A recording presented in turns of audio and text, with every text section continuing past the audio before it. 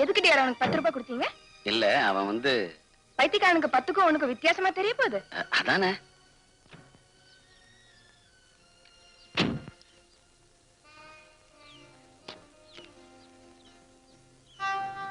விதவைகள் வாழ்க.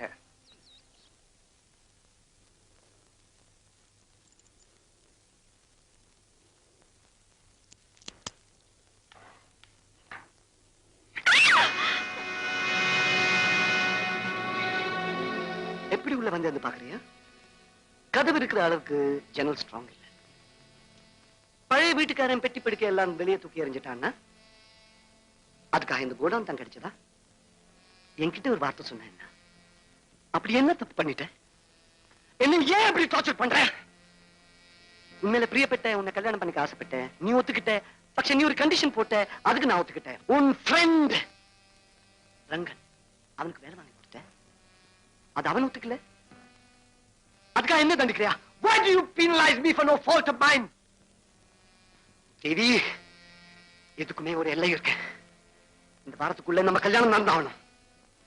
அதுக்கு நீ சம்மதிக்கலனா I'm going to kill myself. Drama துப்பாக்கி ஒண்ணு பாக்குறியா?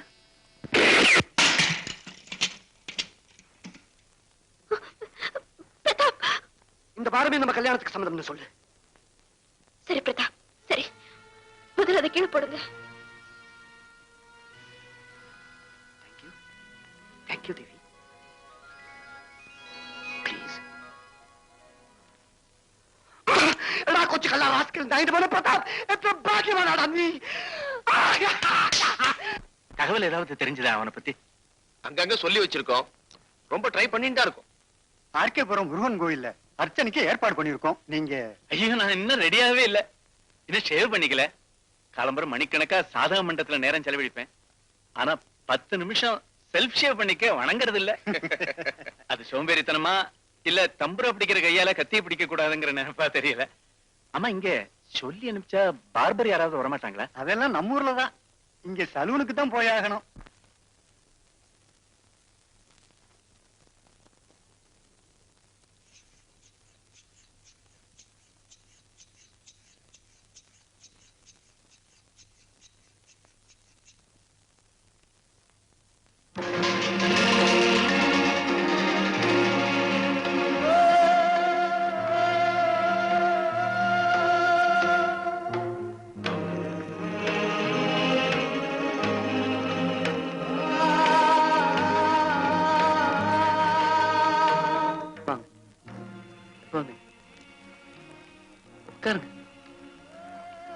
ஷேவிங் தானே? இதுல கோவப்படுறதுக்கு ஒண்ணுமே இல்லை. வேலை கிடைக்கிறதே குதிரை கொம்பா இருக்கிற அந்த காலத்துல மனசாட்சியை மூட்டை கட்டி வைக்கிற எந்த தொழிலையும் என்னால செய்ய முடியல. அதுக்காக வேலையே கிடைக்கலன்னு விரக்தி அடைஞ்சு கட்ட வழிகளில் ஈடுபடுறதை விட ஏதாவது ஒரு கட்டத்துல என்னையே நான் சமாதானப்படுத்திக்கிட்டு இந்த மாதிரி செட்டில் ஆயிடுறது பெட்டரோன்னு தோணுச்சு. சரி, நினைச்சது கிடைக்கலன்னா கிடைச்சதே நினைச்சதை நினைச்சுக்க வேண்டியதுதானே.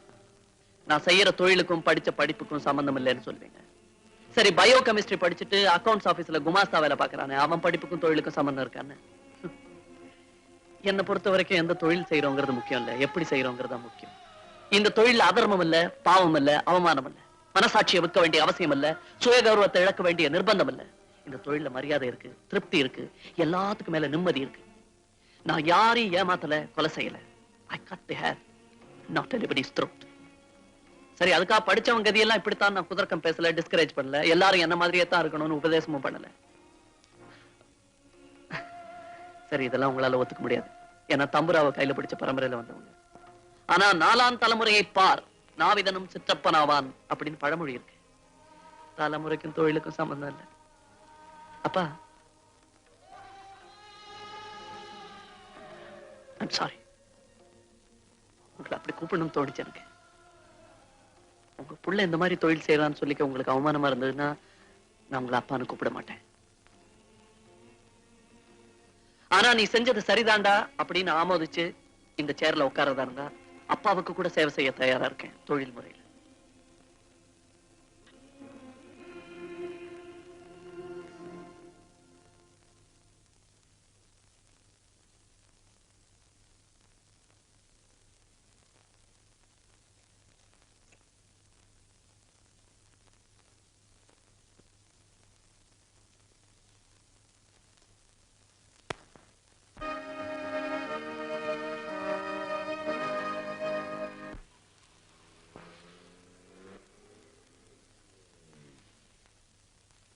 தாலிப்பூடு கைக்கு வந்தாச்சு. நான் எவ்வளவு எக்ஸைட்டடா இருக்கேன்னு தெரியுமா? பதட்டத்துல ஐயருக்கு தாலி கிட்டுடுவேணும்னு பயமா இருக்க.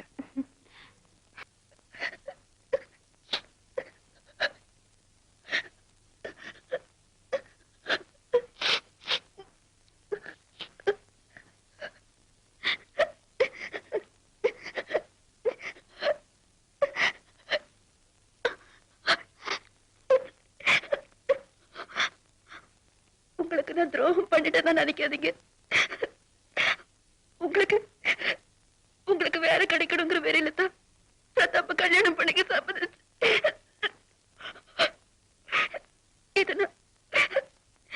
இதை நான் உங்ககிட்ட சொல்லிக்காம செஞ்சது தப்புதான். இனிமே நான் உங்களை விட்டு எங்கேயும் போக மாட்டேன்.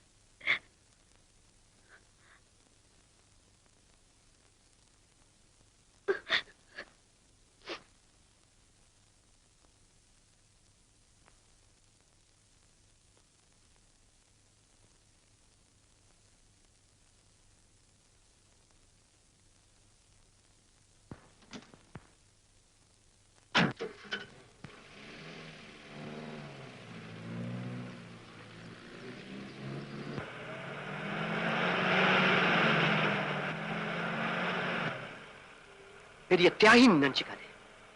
Incompetent idiot. Unlucky bastard. मालिक 2 पैसा.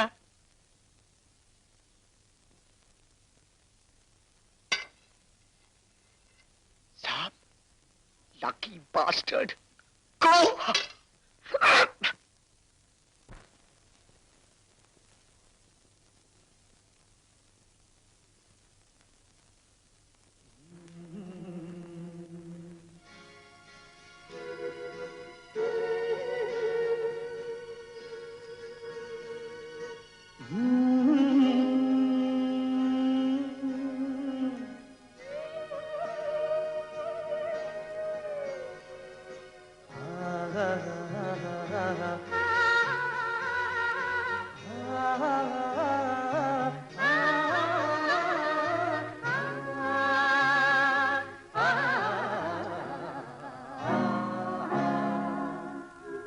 நான் வந்திருக்கேன்.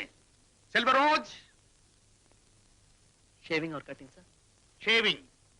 तुम नया आदमी है? हाँ. செல்வராஜ் கிதர்? बाहर गया. நான் இந்த நேரத்துக்கு வருவேன் தெரியும். எங்க தொலைஞ்சு போயிட்டான் தெரியலையே. வெளியே போயிருக்கார் சார். நீ தமிழ்னா? ஆமா. இப்படி சாய்க்கிற? புதுசா? எந்த ஊரு? நீடாமா. ஓஹோ, இந்த நாய்க்கடிக்கெல்லாம் மருந்து கொடுப்பாங்களா அந்த ஊரா? நீ ரொம்ப பக்கம் வந்துட்ட. நான் மாயவரம். அப்படிங்களா? ஆமா, நீ என்ன ஜாதி?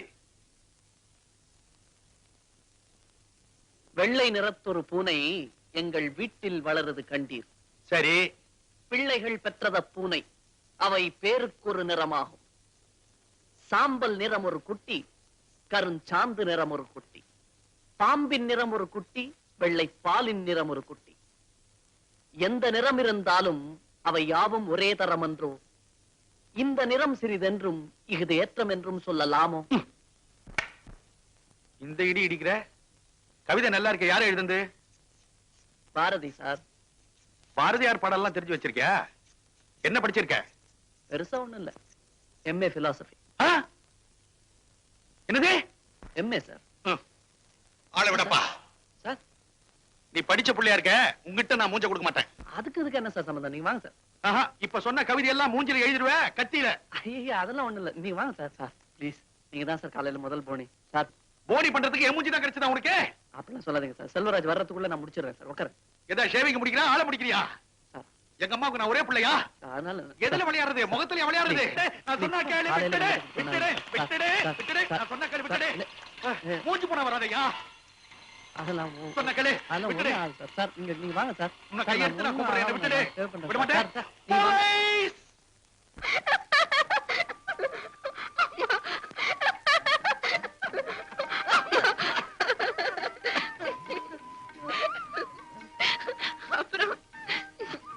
அப்புறம் ஓடியே போயிட்டான். அதனால இன்னில இருந்து நான் ஒரு முடிவுக்கு வந்திருக்கேன். இனிமே எவன் கேட்டாலும் நான் எம்ஏன்னு சொல்ல போறது கிடையாது. எலிமெண்டரி ஸ்கூலோட சரி. நாளைக்கு வேலைக்கு போக வேண்டாமா? ம். காலையில எழுந்திருக்க வேண்டாம்?